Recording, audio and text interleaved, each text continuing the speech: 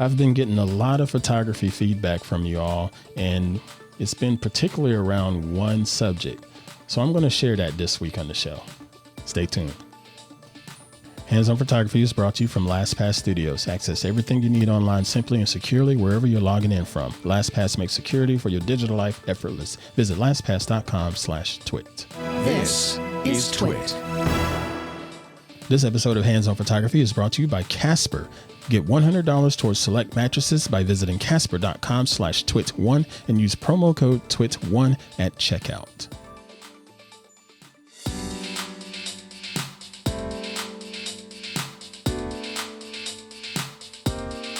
Hey, what's going on, everybody? I'm Pruitt. This is Hands-On Photography here on TWiT TV.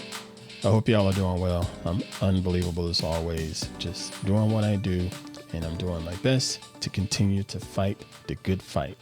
I appreciate all of the support that you all have shown me and my co-hosts and friends and family here at TWiT during these pretty tough times here. Thank you all for that support. It really does mean a lot. But again, welcome to the show. This is Hands-On Photography. This is a podcast where I like to sit down and show you different tips and tricks that are going to help you be a better photographer and also help you be a better post-processor.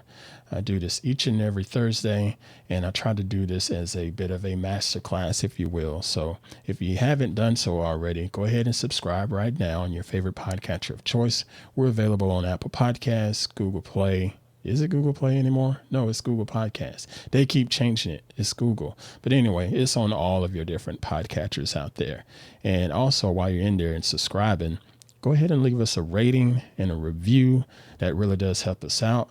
And also just keep going back and checking out the previous episodes because I like to layer on them and build upon each and every week. That's going to help you get better at this little fine craft called photography. All right. So now let's go ahead and get into this week's show. So this week's topic, I got a couple of emails. I want to do some feedback for you all. And I've been getting a lot of emails that's asking a similar question. So let's just go ahead and pull up the emails and we'll see if you all can catch the drift of what these similar questions are. All right. So first one, it comes from Thomas in Greensboro. Hi, Ant. Is shooting RAW versus JPEG really that much better? My use case is I shoot with my DxO1 camera, edit on an iPad Pro using Pixelmator Photo, and then share via Apple Photo shared albums. If most people will only ever see my photos on an iPhone, iPad, or maybe a MacBook Pro, would they notice the difference between a RAW shot image and a JPEG image? My hunch is no. Thoughts? Thomas in Greensboro. Good question. RAW versus JPEG. That's a pretty good question. And I think you're on to something with your hunch in no, but let's go ahead and get to the next email and I'll get more into your email here in a second. All right. Next email. Hi, Mr. Pruitt. Can you do an episode? Oh, and sorry, this comes from Jennifer Mansfield. Hi, Mr. Pruitt. Can you do an episode on understanding RAW? I don't really get it, and I don't think other people do either outside of just an unedited photo. Also, I have attached my favorite photo ever taken by myself, and I would love it if you would please show it and add your adjustments on the show. I think it would really help people because it's dark, but I want it to be dark as it was taken just before dark in Laguna Beach during sunset from my Nikon Cool Pics. And she leaves her Instagram, which is Jennifer Ergo on Instagram. So folks, give her a follow. And she also says, yes, I have her permission to show and edit her photo. All right. So, some pretty touchy stuff here, right? RAW versus JPEG. What exactly is RAW? What exactly is JPEG? Okay. So JPEG, as most people know, is an image file format. But what happens is a JPEG is a compressed image file format. Pretty much any camera that you can use will have some form of JPEG. And after you snap your photograph, the processing inside of that camera says, okay, I need to take all of those pixels and all of that photon, the light data, and mash it all down into a format that's going to, number one, be readable, and number two, be compressed down and usable across a bunch of different devices, not just my camera in particular. So you have a uniform standard in JPEG. Now with that, it comes with a little bit of cost. It comes with some disadvantages at times. It takes your raw data and compresses it down. So you're losing some data inside of your file. The raw file inside of a camera is what it actually sees. You click your shutter and it gives you the little image on the back of the screen. That's your raw information, if you will. Well, technically not if you have it set a certain way. But anyway, whatever the camera is capturing, that is the raw, basic, straight out of camera information that it's getting.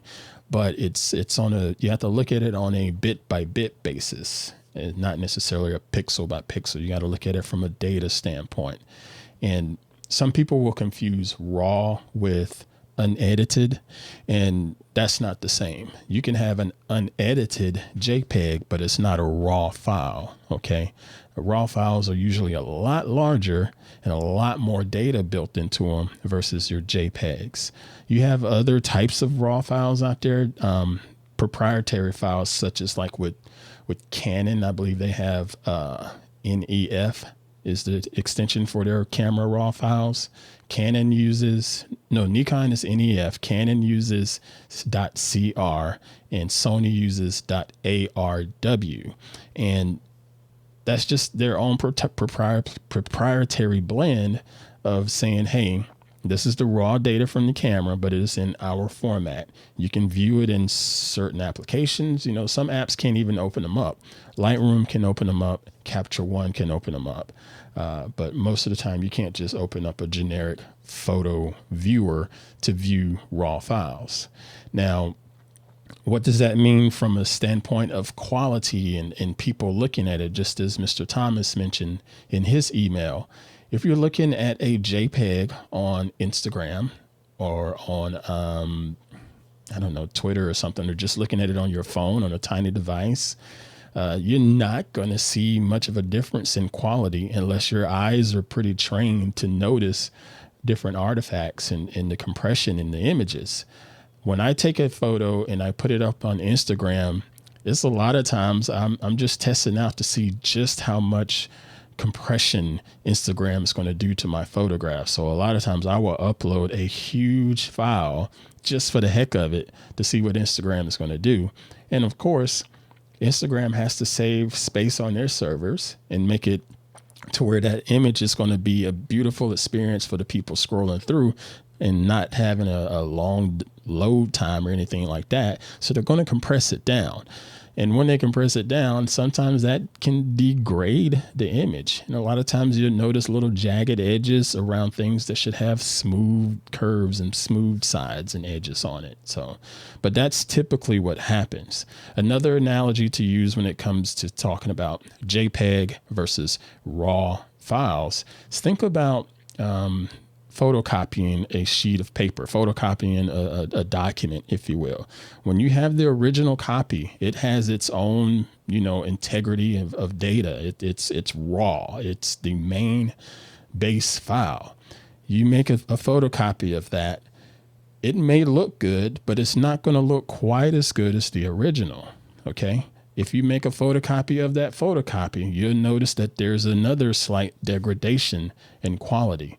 That's what's going on when you talk about data compression. You're taking the original information and you're compressing it down and stripping out some of the extra bits of data that may not be needed just to give it out there from a presentation standpoint. But that's raw versus JPEG. Now, I want to show you a couple of different examples of why this is important and give you some visuals. But first, I want to take a few minutes to thank this week's sponsor, the good folks at Casper. This episode of Hands On Photography is brought to you by Casper. My goodness, I love my mattress. My sleep is so much better. Casper mattresses combine multiple supportive memory foams for quality sleep that's breathable and designed to help you sleep cool by regulating your body temperature. You can be sure you're purchased with Casper's 100-night risk-free Sleep On It trial. Get a Casper mattress today. You can save $100 towards select mattresses by visiting casper.com/twit1 and use code TWIT1 at checkout. That's casper.com/twit1 with code TWIT1 at checkout. Terms and conditions apply. All right, so now what I'm going to do this time is go ahead and open up my computer screen here and show you some images inside of Lightroom. And I'm going to talk you through the different versions of being RAW versus JPEG. My camera, I'm a Canon shooter, and it allows me to shoot simultaneously a RAW file as well as a JPEG version of the shot that I'm about to capture. So what you're going to see is just a comparison on the screen. So let's flip on over to my computer screen here. All right. So let's see. Let's take this shot here. And this is just outside in the front yard, if you will. And as you can see, it's pretty bright. It's pretty bright. Down here in the lower left quadrant, this is where the sun was starting to shine a little bit more. And you can see that it's pretty blown out. Now, but notice this is after me doing a little bit of an adjustment. So this is where I took the exposure and knocked it down a couple stops. You see, I have it set to -2.2 here on the exposure. If I was to reset it to what it looked like straight out of camera, that's what it originally looked like. And this is a RAW file, blown out, overexposed image. Now let's take a look at the JPEG version of it. Now this is the JPEG version of it. And this is with it totally untouched and unprocessed, if you will. So blown out. We've talked about the histogram before on previous episodes. Look at this histogram. Notice the histogram has all of the data being pushed over to the right, showing you that it is clearly overexposed. It doesn't have any highlight clipping. Yep, it does. Yep. Highlight clipping, all of that red showing up. So ideally, I would want to take the highlights here and pull them back down. And that's getting a little bit better. It's not great, but it's getting a little bit better. Actually, I pulled it too much. So now I'm thinking, okay, I need to pull the exposure back because it's just flat out overexposed. So let's pull the exposure back. And this, again, this is the JPEG version. As I pull it back, the image does get a little bit better. Now I'm at -1.55 on my exposure setting. Let's take a look at this image. Notice what happened here in the upper right corner of the sky. You're starting to get fringing and some grain showing up here in this file because it can't necessarily handle trying to recover the exposure data because it's not enough pixels, not enough data there for Lightroom to work with to say, hey, I really need to try to save this. Now let's just take note. I set this to -1.67 on the exposure. So I'm going to go back onto the original RAW file, and we're just going to do the exact same thing with the settings. The highlights was -45 and the exposure was -1.67. So let's take this highlight, pull it back. All right, that's -43, -45. Okay, so it looks okay so far. I'm noticing in the upper right corner, there's not a lot of fringing or anything at all happening. So let's go to the exposure. Let's pull the exposure back. And what would we say? It was -1.67. Now look at that. Let me type it in just to be consistent. There we go. So -1.67 on the exposure, bringing the exposure down and bringing some life back to this image because it was overexposed. So now we'll do a comparison between the two here. So let's see, view, let's say reference. There we go. All right. So now this is the two On the left is the raw file. On the right is the JPEG version of it. It's a night and day difference because there's so much less data available to us, even down to how much color vibrance is showing there. And again, when you're dealing with this type of information, the raw file is going to have more data, so it's going to be a bigger file size. The JPEG is not going to be as much data, and this file size is probably going to be next to nothing. So you have some things to consider when it comes to shooting in RAW, when it comes to shooting in JPEG. All right, so that's one extreme measure of it. But as Mr. Thomas in Greensboro mentioned, if you're using JPEGs and your display is for something that's on a tiny screen or on some venue or what have you, that's not necessarily concerned about super duper resolution, JPEG is totally fine.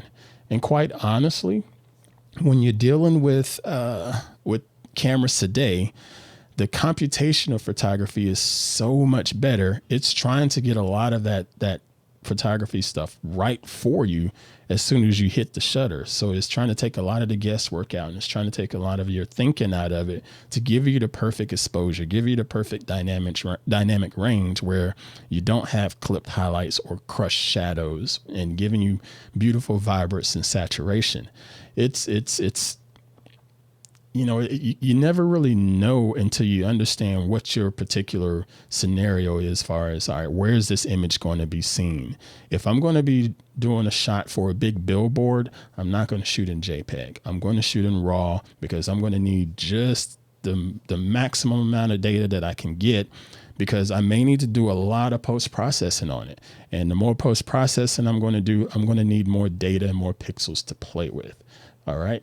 So now let's look at one more here. All right. So now we're back to our screen here.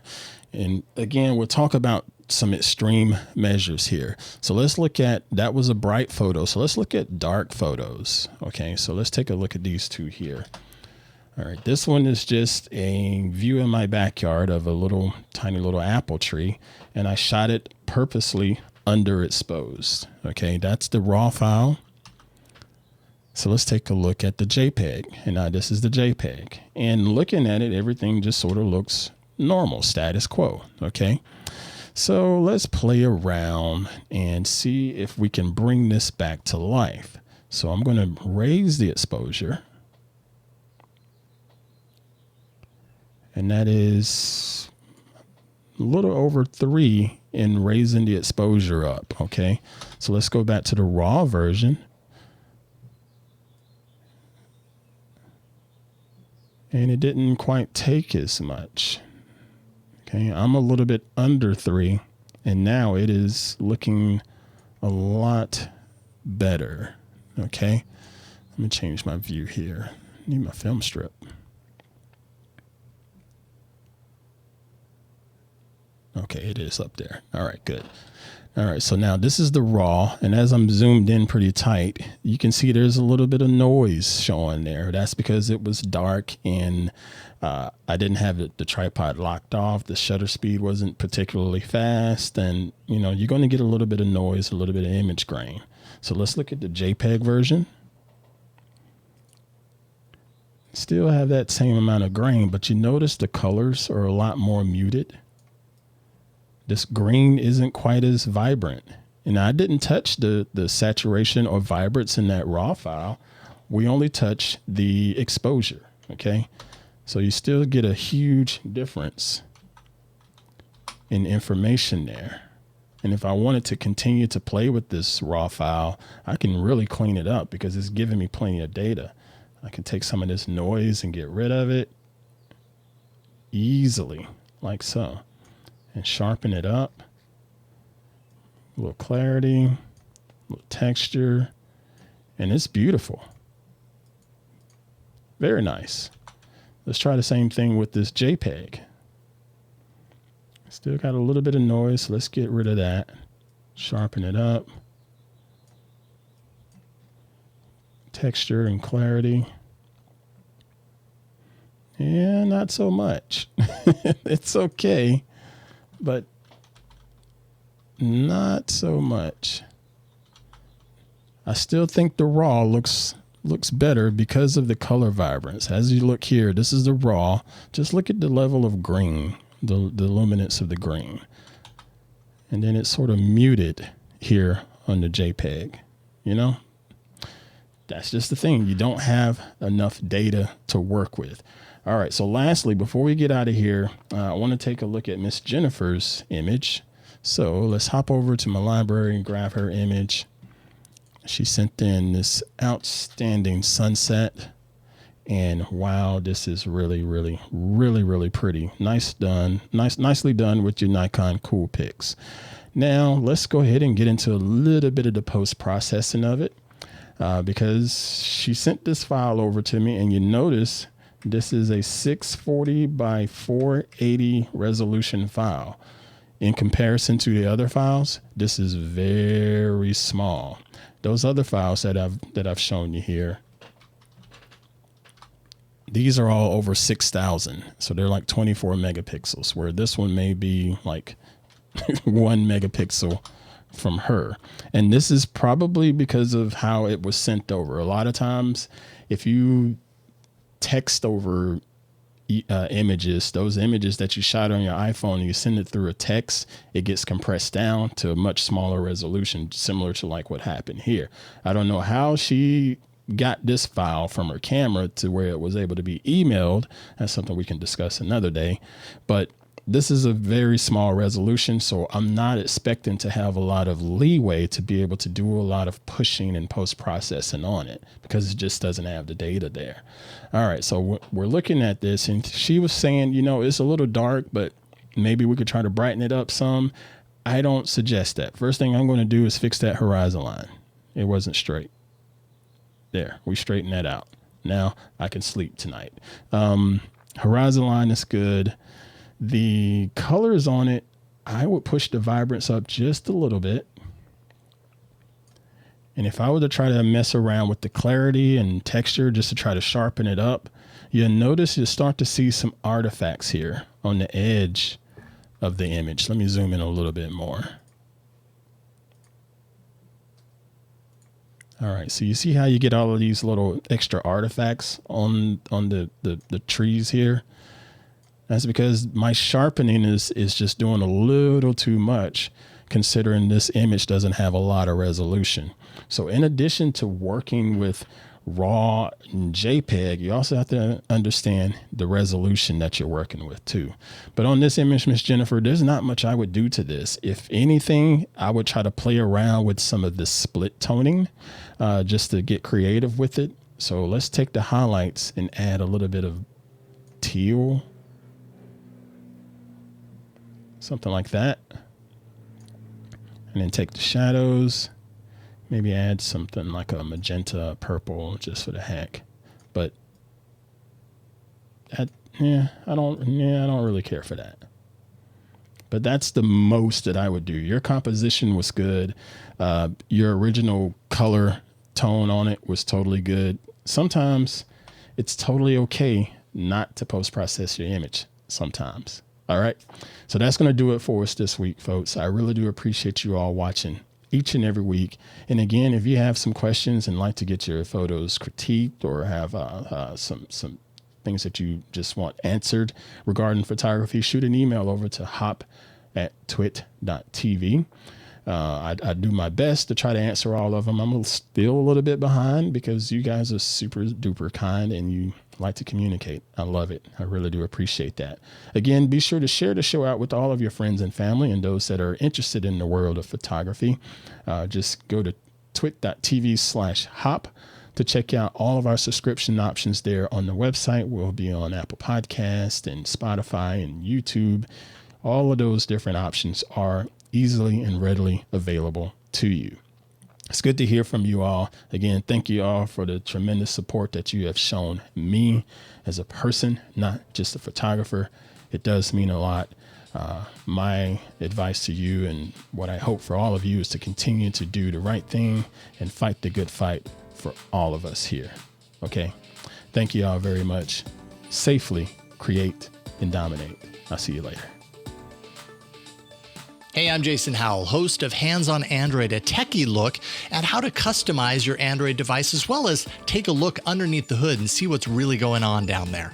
You can subscribe by going to twit.tv/HOA, or you can find Hands on Android in your podcatcher of choice.